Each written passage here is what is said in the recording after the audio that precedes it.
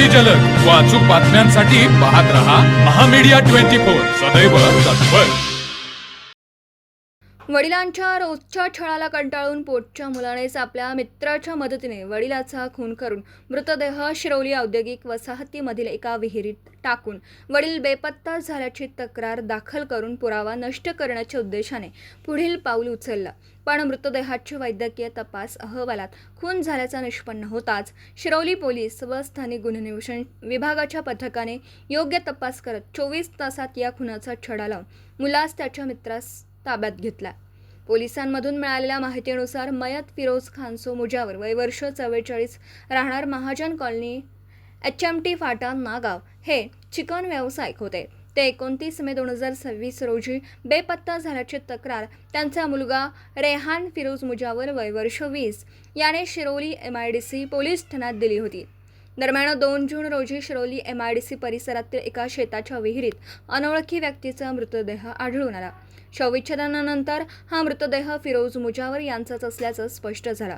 त्यांच्या डोक्यावर धारदार शस्त्राने वार करून तोंडात कापड कोंबून त्यांची हत्या करण्यात आल्याचं निष्पन्न झालं होतं। या गुंतागुंतीच्या तपासात कोल्हापूरचे पोलीस अधीक्षक श्री निलोत्पल यांनी या प्रकरणाचा तपास स्थानिक गुन्हे अन्वेषण शाखेकडे सोपवला होता। पोलिसांनी तांत्रिक पुरावे आणि CCTV फुटेजची तपासणी करत चौकशी दरम्यान असं समोर आलं की फिरोज मुजावर हे दररोज दारू पिऊन आपल्या पत्नीला आणि मुलांना शारीरिक व मानसिक त्रास देत असे। वडिलांच्या या रोजच्या त्रासाला कंटाळून मुलगा रेहान याने टोकाचं पाऊल उचलण्याचं ठरवलं।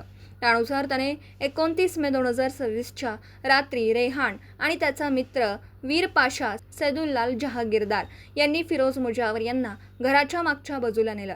तेथे चिकन कापण्याच्या हत्याराने त्यांच्या डोक्यावर वार करून त्यांची हत्या केली। त्यानंतर पुरावा नष्ट करण्याच्या उद्देशाने मृतदेह मोटारसायकलवरून नेऊन विहिरीत फेकून दिला।